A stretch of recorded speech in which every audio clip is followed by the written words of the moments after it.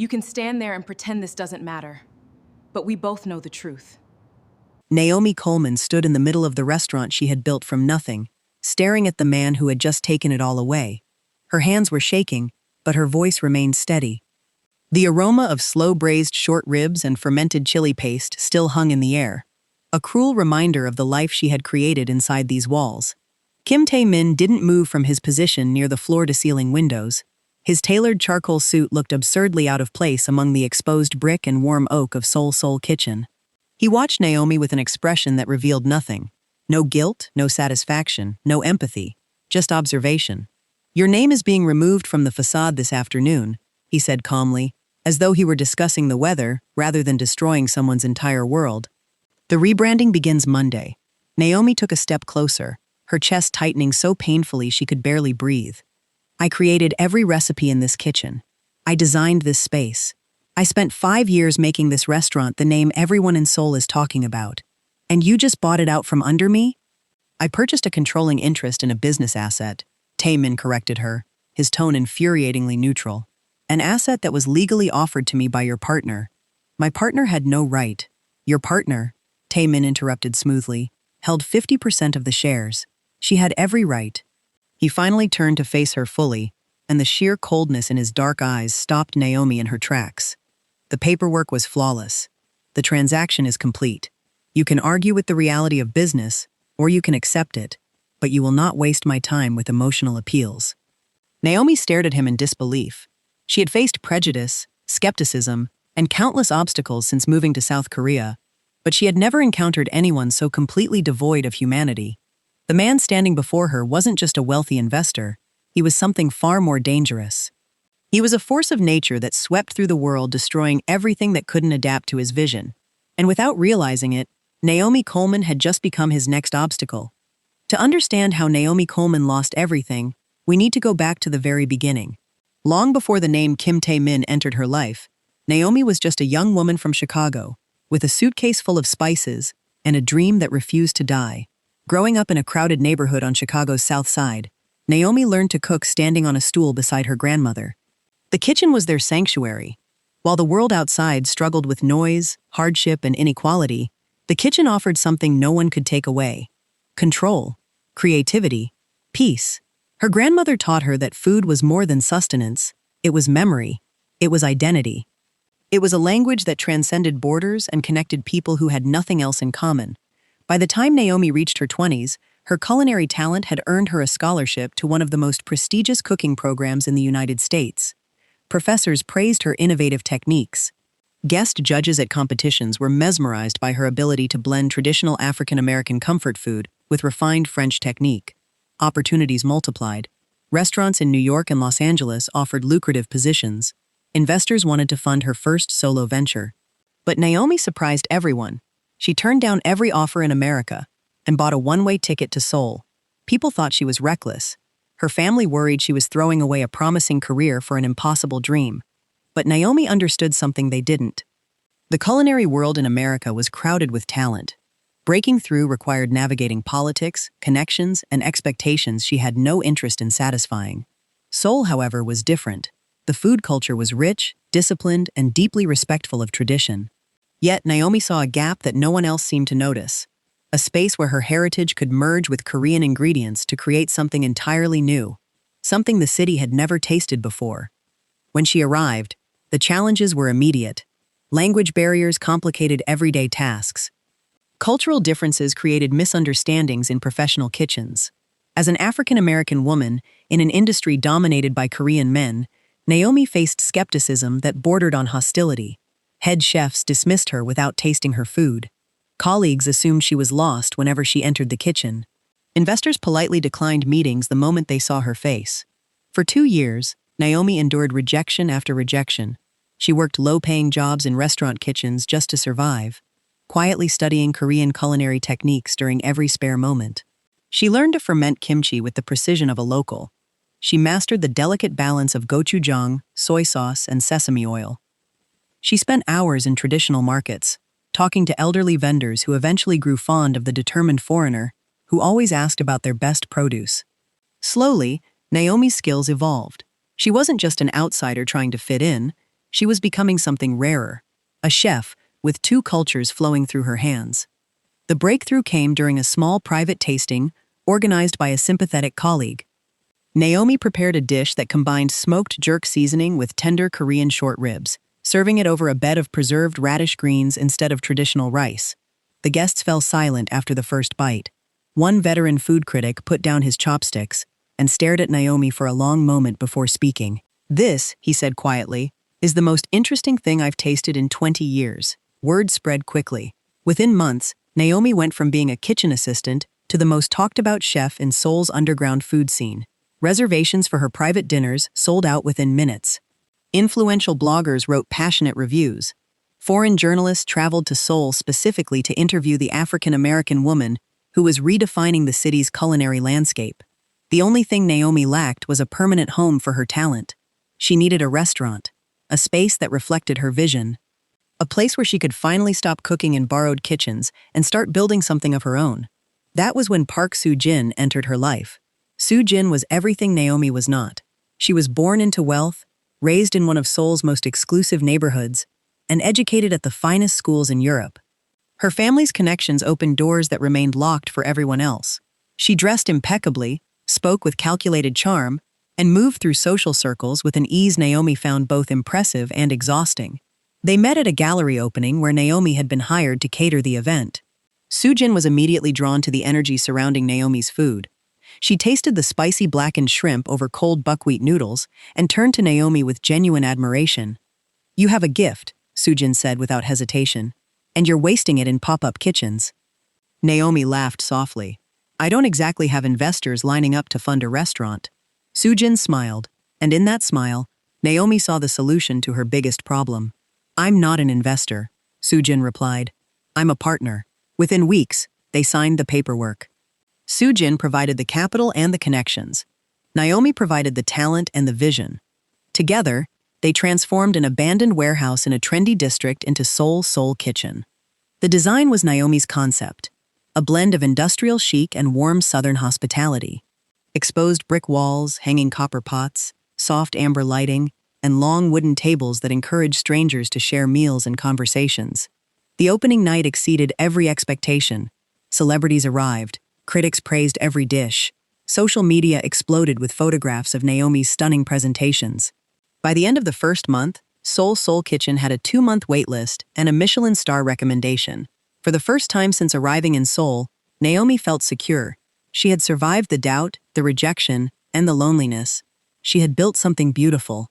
And she believed the person standing beside her was a true friend. She had no idea that Soo-jin's admiration had already begun curdling into something far darker. Because while Naomi received the applause, Soo-jin remained in the background. Interviewers asked Naomi about her inspiration. Photographers captured Naomi in the kitchen. Diners praised Naomi by name. Soo-jin, who had invested the money and managed the business operations, was consistently overlooked. She was introduced as the business partner, while Naomi was celebrated as the genius behind the food. At first, Soo-jin handled the disparity with grace.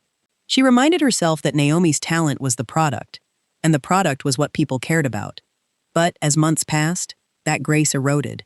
Every compliment Naomi received felt like a personal diminishment. Every article that failed to mention Soo-jin's name felt like an intentional insult. Every investor who shook Naomi's hand while barely glancing at Soo-jin reinforced a painful truth. Soo-jin was invisible, and she despised it. The jealousy grew quietly, hidden behind supportive smiles and professional cooperation. Soo-jin never argued with Naomi in public. She never criticized her decisions. She never displayed anything other than enthusiastic partnership. But inside, a resentment was building that would eventually destroy everything they had built together. While Soo-jin nursed her growing bitterness, another force was moving through Seoul that would soon intersect with their lives in ways neither woman could anticipate. Kim Tae-min. In the rarefied world of Korean corporate power, certain names carried weight that transcended ordinary business. Kim Tae-min was one of those names. As the heir to the Kim Financial Group, Tae-min controlled a vast empire of real estate, technology firms, and luxury hospitality brands. His family's wealth exceeded anything most people could comprehend. Their influence touched every sector of the Korean economy. Unlike many heirs who squandered their advantages, Tae-min had earned his reputation through relentless discipline. He worked 18-hour days. He reviewed every major decision personally. He demanded perfection from everyone around him and accepted nothing less from himself. Those who worked with him described him as brilliant but cold, strategic but merciless. A man who viewed the world exclusively through the lens of profit and loss. To Tae-min, emotions were inefficiencies. Loyalty was a commodity that could be purchased. Trust was a vulnerability to be eliminated. He had built his empire by making decisions others found too difficult, too ruthless, or too morally complicated. He never hesitated. He never regretted. He never looked back. His personal life reflected the same calculated philosophy. Women pursued him constantly, attracted by his power, his appearance, and the lifestyle he represented. Tae-min engaged with them briefly, professionally, and without emotional investment. Relationships were transactions. Once the terms were fulfilled, the arrangement ended. No explanations, no second chances, no exceptions. When his executives identified Seoul Kitchen as a potential acquisition target, Tae-min initially showed little interest.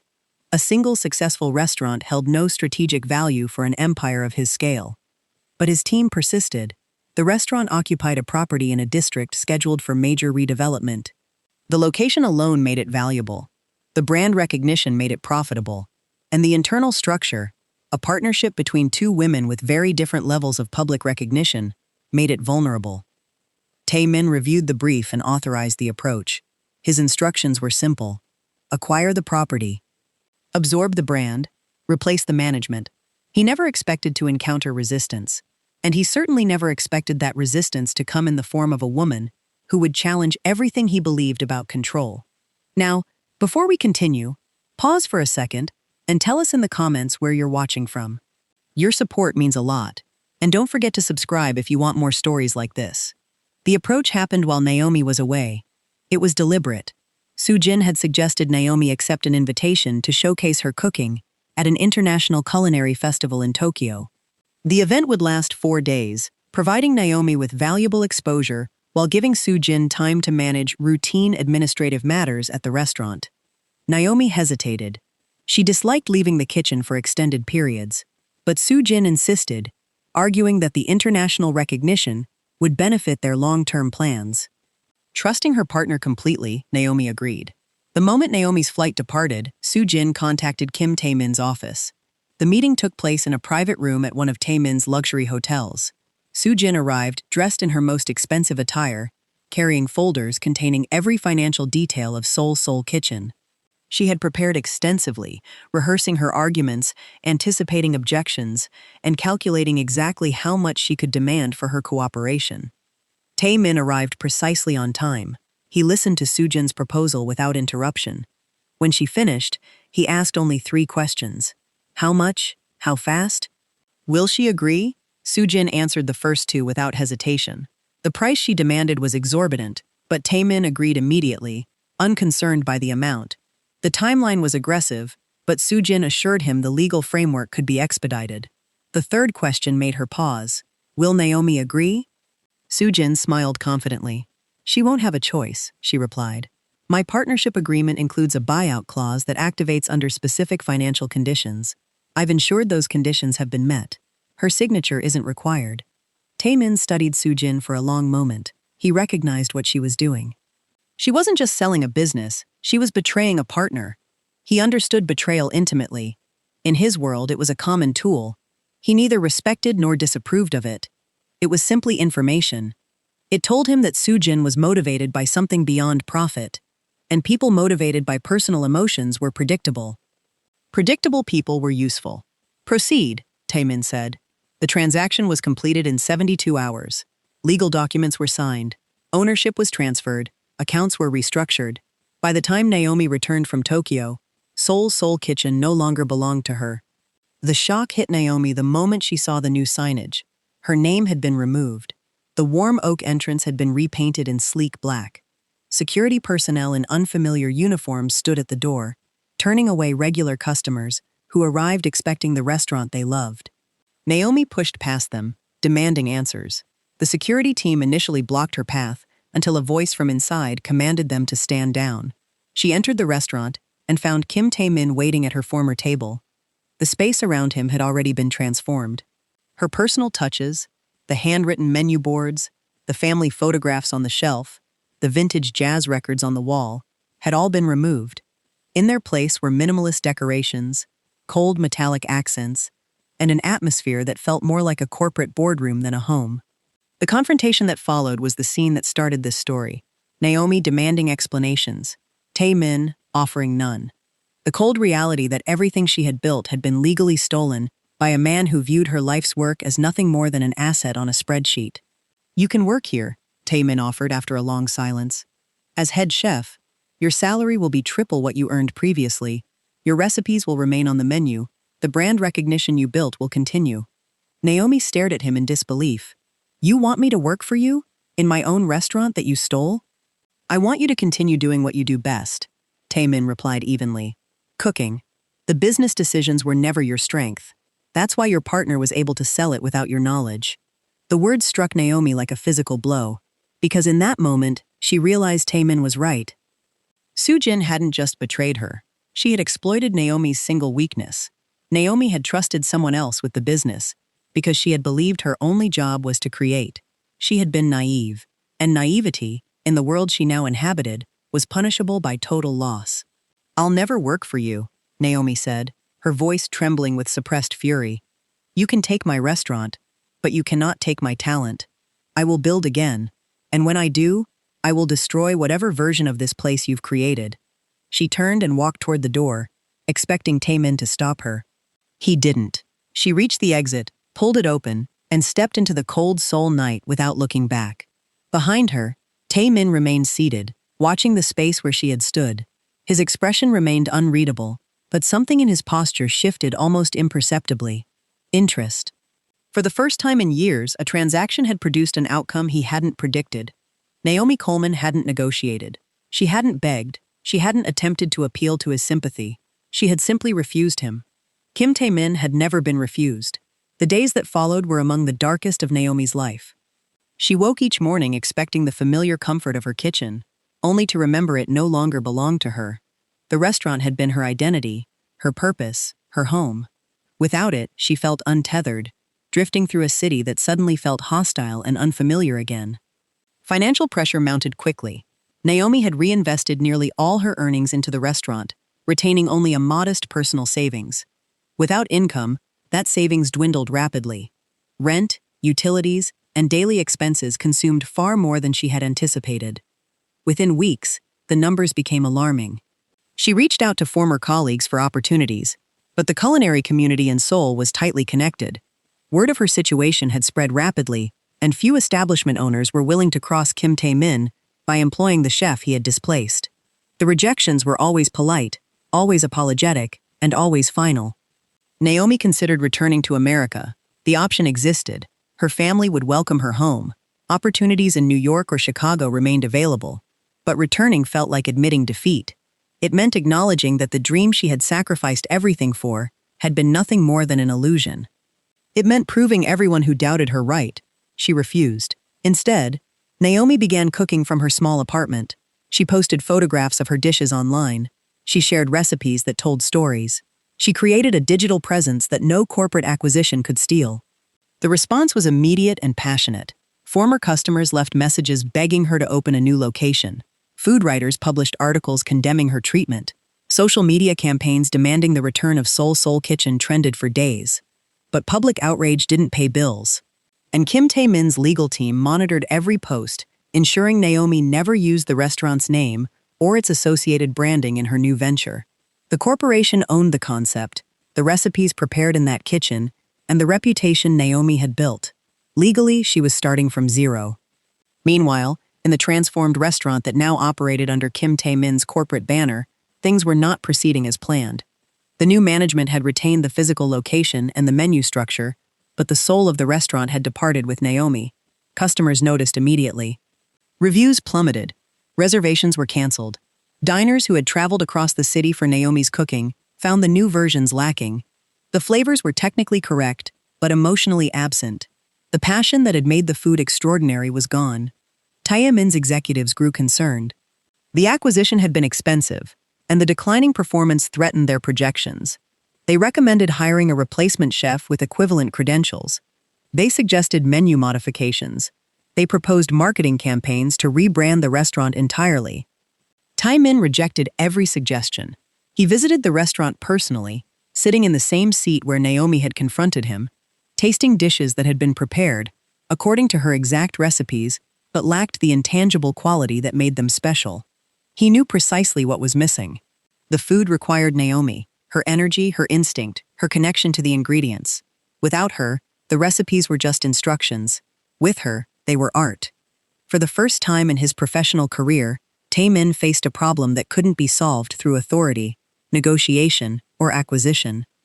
He couldn't demand Naomi return. He couldn't purchase her passion. He couldn't compel the emotion that transformed ingredients into experiences. And unexpectedly, that impossibility fascinated him. 3 weeks after losing her restaurant, Naomi received an unexpected visitor. She was working in her apartment kitchen, testing a new recipe for a potential catering client, when a sharp knock interrupted her concentration. She opened the door to find Kim Tae-min standing in the hallway, dressed in a casual black coat that probably cost more than her monthly rent. Naomi tried to close the door immediately, but Tae-min placed his hand against the frame with calm precision. He wasn't forcing entry, he was simply preventing exclusion. 5 minutes, he said. His voice carried none of the corporate coldness she remembered from their confrontation. It was quieter, almost tentative. I have nothing to say to you, Naomi replied firmly. I'm not here to argue. I'm here to eat. Naomi stared at him in confusion. What?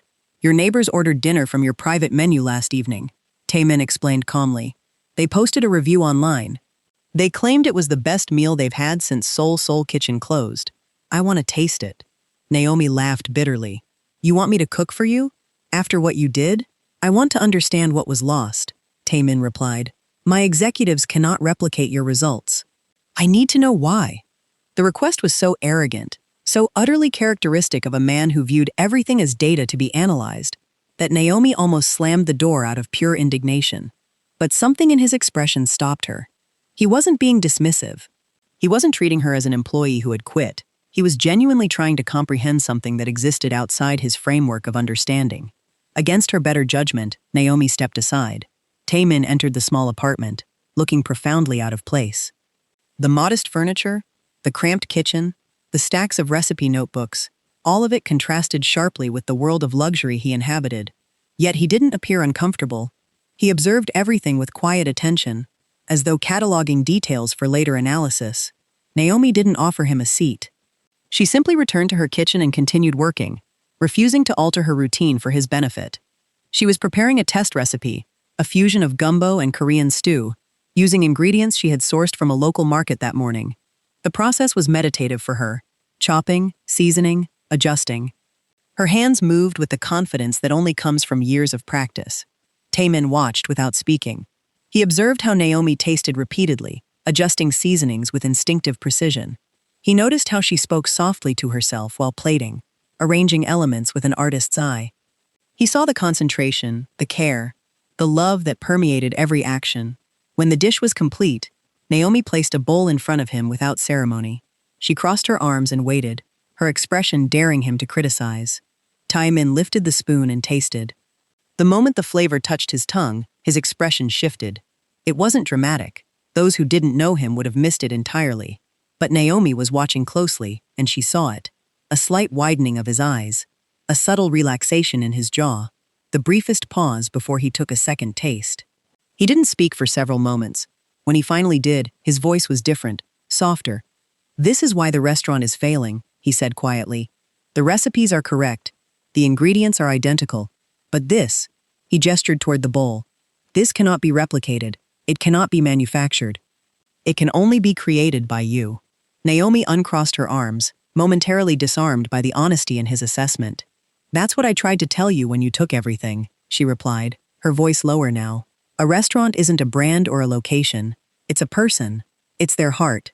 You can't buy that. Tae-min set down the spoon carefully. He looked at Naomi directly, and for the first time, she saw something behind the cold exterior. Not warmth exactly, but recognition, an acknowledgement that he had made a mistake. I underestimated the asset, he admitted. I believed the value was in the property and the concept. I was wrong. The value is in the chef. Naomi didn't know how to respond. An apology from Kim Tae-min, Even a partial one was something she had never imagined receiving, but she refused to let it soften her resolve. Understanding your mistake doesn't fix it, she said firmly. My restaurant is still gone. My name is still removed. My work is still being used without me. I know, Taemin replied. That's why I'm here. I want to offer you a partnership. Naomi laughed again, but this time the sound carried less bitterness and more disbelief. A partnership? With you? After you stole my business? An acquisition that was poorly executed, Taemin corrected himself. But the situation can be restructured. I'm offering you full creative control of the restaurant. Your name returns. Your design returns. Your vision returns. The Kim Group provides financial backing, infrastructure, and protection.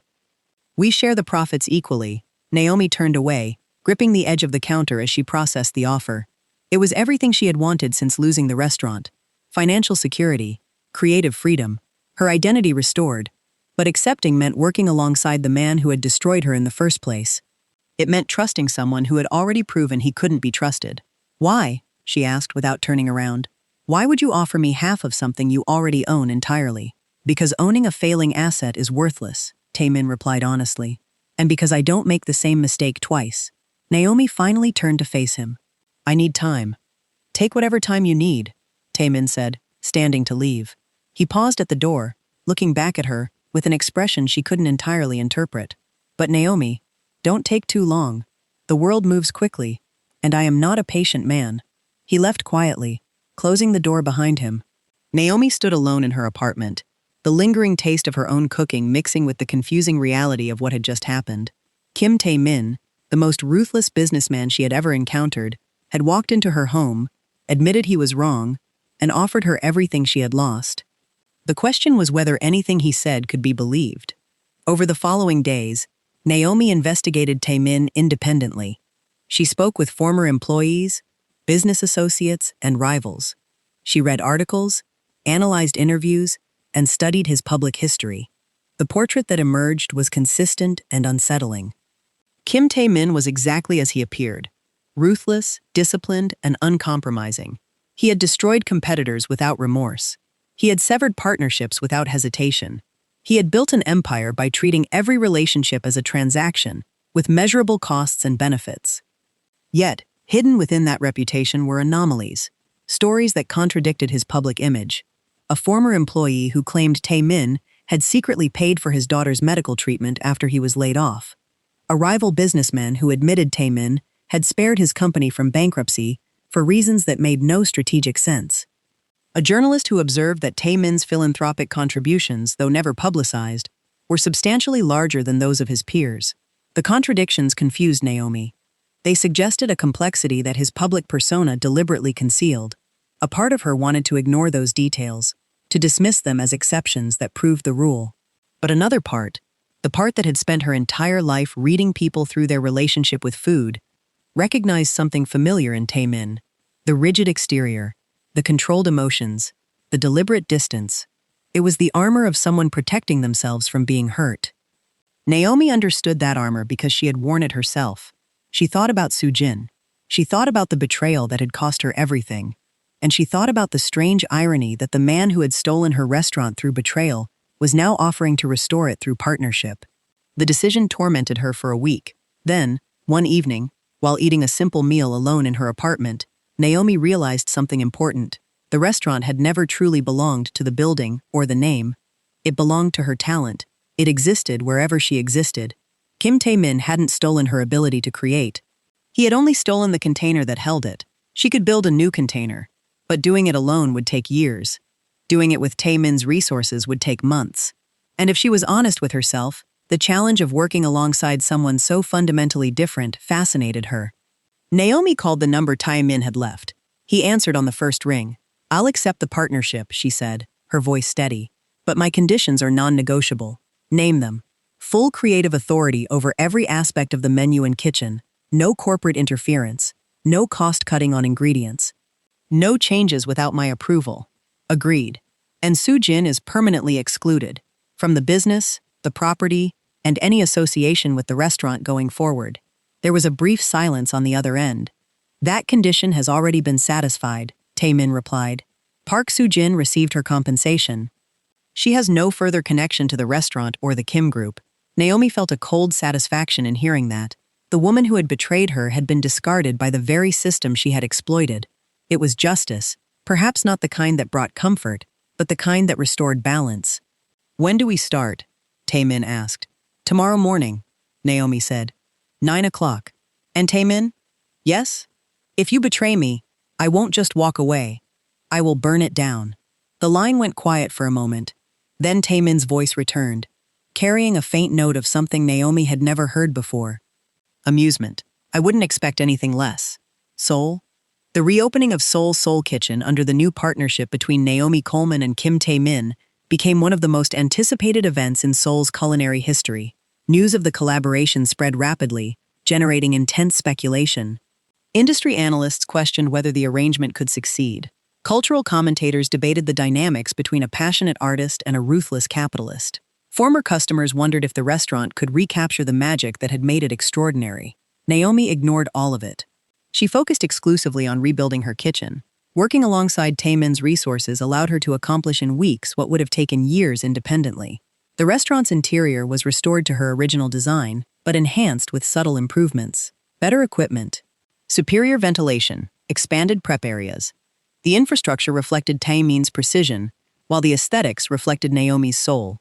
The menu underwent a similar transformation. Naomi retained her signature dishes, but introduced new creations that reflected her evolution since the closure. The flavors were bolder, the presentations more refined, the techniques more ambitious. She had used the pain of loss as fuel, channeling her anger and disappointment into dishes that expressed emotions words couldn't capture. Taemin visited the kitchen frequently during the preparation phase. He never interfered. He never offered unsolicited opinions, he simply observed. Naomi grew accustomed to his silent presence, noting the way he watched her work with an intensity that felt different from his corporate observations. He wasn't evaluating efficiency or assessing profit margins. He was watching her create, and somewhere beneath that impassive exterior, he was impressed. The night of the reopening arrived with an atmosphere electric with anticipation. The guest list included Seoul's most influential figures, celebrities, critics, and a select group of loyal former customers who had supported Naomi during her exile. The restaurant glowed with warm light. The aromas from the kitchen filled every corner, and the energy was palpable. Naomi commanded her kitchen with absolute authority. Every dish that left her station was perfect. Every plate told a story. Every flavor created a connection. The dining room responded with rapt attention. Courses were met with silence, followed by spontaneous applause. Critics exchanged astonished glances. Even Taemin's most skeptical executives, seated at a private table near the back, acknowledged the undeniable truth. Naomi Coleman was not just a chef. She was a phenomenon. Taemin himself sat at the chef's counter, a position Naomi had specifically designed for him. It placed him in direct view of the kitchen, allowing him to witness every movement, every decision, every moment of artistry. Throughout the evening, Naomi found herself glancing in his direction more often than she intended. His attention was unwavering, but it wasn't possessive or evaluating, it was appreciative. During the final course, a complex dessert that combined sweet potato pie with Korean rice cake techniques, Taemin tasted the dish and set down his fork. He looked at Naomi directly across the counter. His expression remained controlled, but his eyes communicated something his words hadn't. Respect, genuine, unqualified respect. Naomi nodded once in acknowledgement. The gesture was small, but between two people who communicated primarily through actions rather than words, it carried significant weight. The reopening was a triumph. Reviews the following morning were universally ecstatic. One publication declared that Seoul Kitchen had not merely returned, it had transcended its previous incarnation. Another wrote that Naomi Coleman had proven that genius could not be acquired, only nurtured. The reservation system crashed within hours of the review's publishing, overwhelmed by demand. The partnership was working. Against all expectations, the collaboration between the artist and the capitalist was producing results that exceeded anything either had achieved independently. But success brought new challenges, and the most dangerous challenge came from someone Naomi had believed was permanently removed from her life. Park Soo-jin had not disappeared quietly. The compensation she received from the Kim group had been substantial, but money couldn't restore what Soo-jin truly wanted: recognition, status, the power she had tasted during her partnership with Naomi and lost through her own betrayal. Soojin had spent weeks following the media coverage of the reopening. Each positive review felt like a personal attack. Each photograph of Naomi succeeding without her felt like proof that she had been right to betray her partner. If Naomi could achieve this level of success without Soojin's involvement, then Soojin's contribution had never mattered. That reality was intolerable. Jealousy consumed her completely.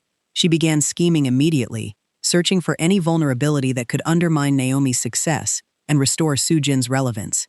The direct approach had failed. She couldn't compete with Naomi's talent, and she couldn't challenge Taemin's power. But she could exploit the one thing that had always destroyed partnerships more effectively than anything else: trust. Soojin began spreading rumors through Seoul's social circles. She implied that Naomi's partnership with Taemin was not professional, but personal. She suggested that Naomi had traded her independence for access to Taemin's wealth. She hinted that the chef's talent was secondary to her relationship with the billionaire. The whispers traveled quickly through the elite networks that attended Seoul Kitchen. Guests began observing Naomi and Taemin together with renewed interest, searching for evidence of a romantic connection. Photographs of their professional interactions were scrutinized for hidden meaning. The speculation became so persistent that several business publications indirectly referenced the rumors in their coverage. Naomi became aware of the gossip through her staff. The reports infuriated her. She had fought too hard to be taken seriously as a chef to have her success reduced to a transactional relationship. The rumors didn't just threaten her professional reputation, they undermined the very achievement she had sacrificed everything to build. She confronted Taemin directly. They were meeting in his office to review expansion plans when Naomi pushed the documents aside. "We have a problem," she said tightly. "The rumors about us are spreading. They're affecting how people see the restaurant. They're affecting how people see me."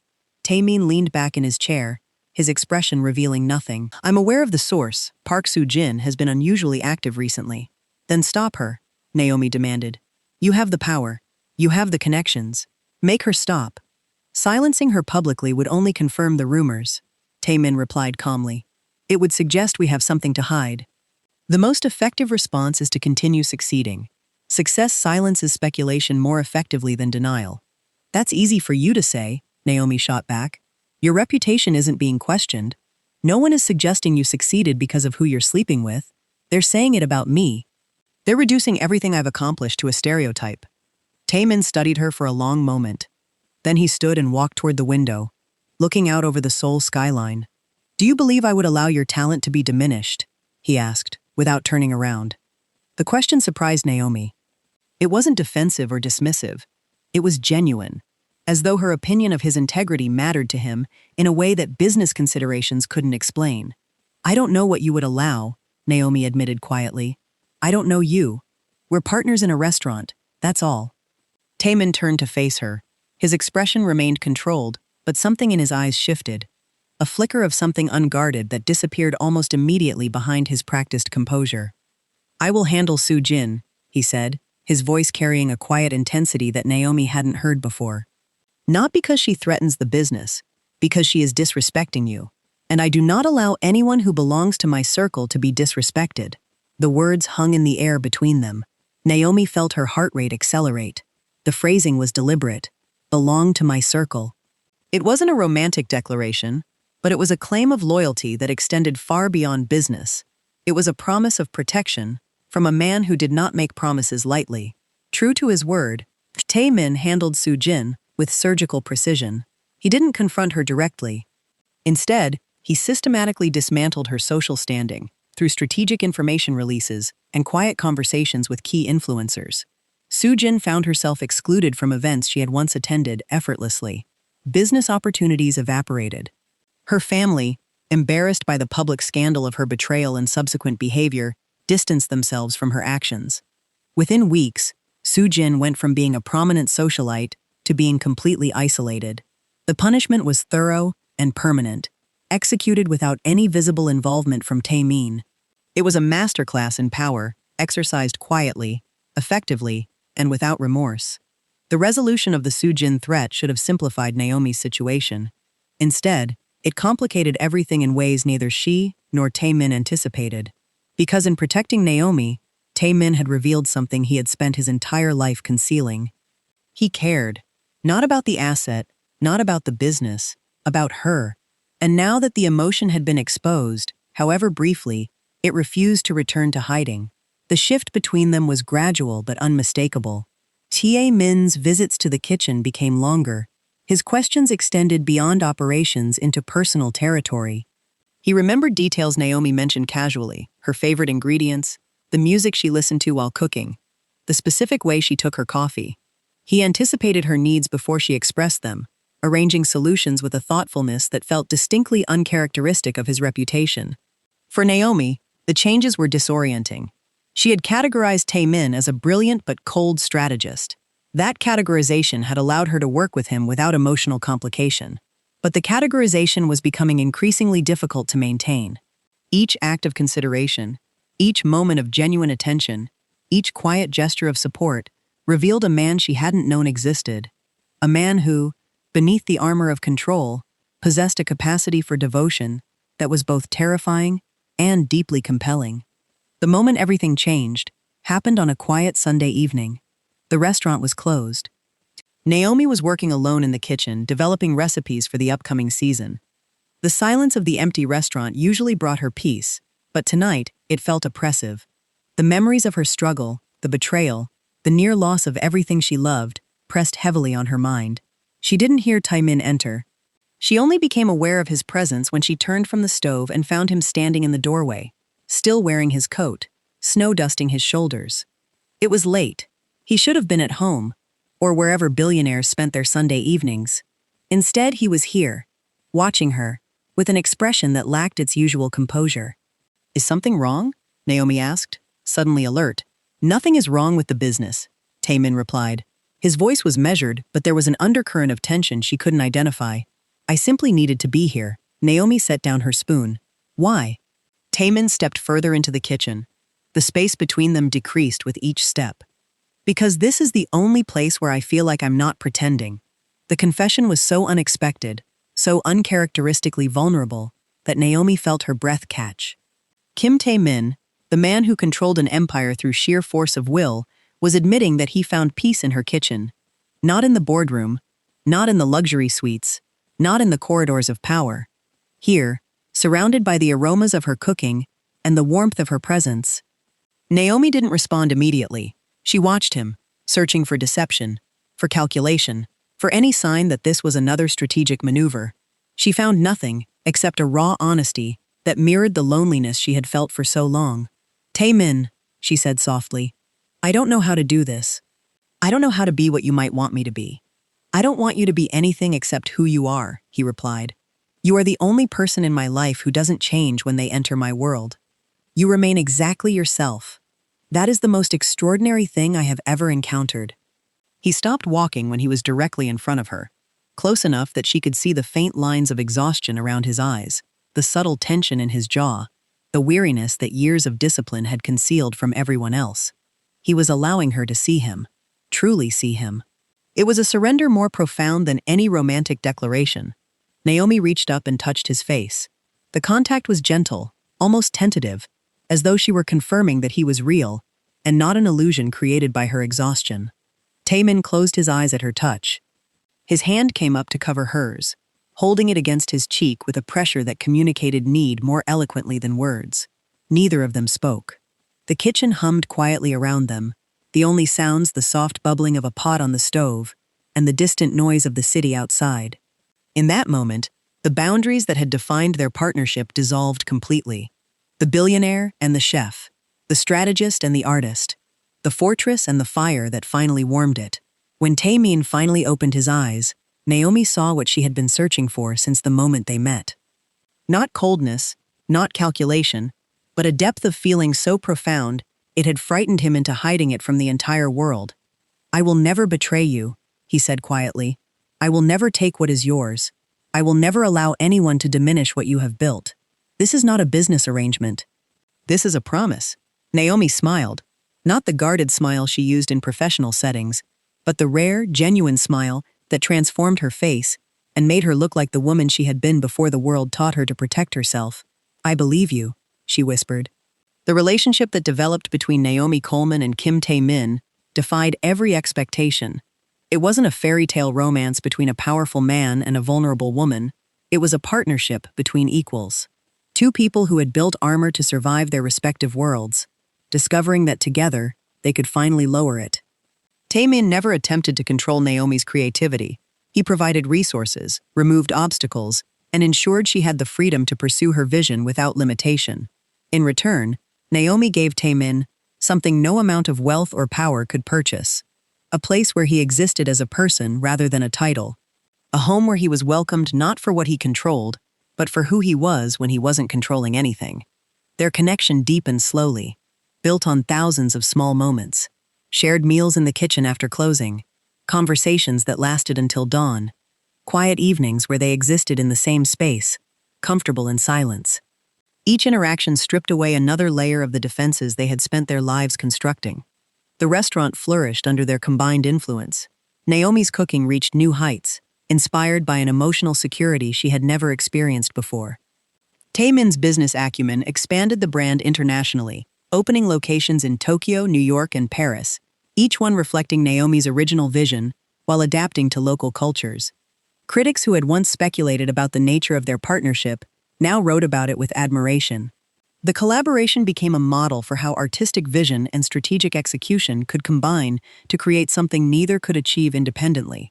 And at the center of it all was the undeniable bond between the two partners, a connection that transcended business and bordered on the extraordinary. But happiness, especially for people who have known significant loss, often carries a quiet fear. The fear that the universe, having granted something precious, will eventually find a way to take it back. That fear materialized on an evening when everything should have been perfect. It was the one-year anniversary of the restaurant's reopening. Naomi had prepared a special menu, a retrospective of her journey that told her story through 12 courses. Each dish represented a chapter of her life: her grandmother's kitchen in Chicago, her arrival in Seoul, the struggle for recognition, the betrayal by Soo-jin, the loss of the restaurant, the partnership with Taemin, and finally, a dessert called Beginnings, a fusion of sweet potato pie and Korean rice cake that represented the future she was building with the man sitting across from her. The evening was magical. Guests were moved to tears by the storytelling through food. Critics declared it the most personal and powerful culinary experience of the decade. Taemin, who rarely displayed emotion publicly, held Naomi's hand during the final course, with a grip that communicated a depth of feeling words couldn't capture. After the last guest departed, Naomi and Taemin remained in the empty restaurant. The candles had burned low, casting a warm glow across the tables. Naomi leaned against the chef's counter, exhausted but profoundly content. Taemin stood before her, his expression holding a softness that only she ever saw.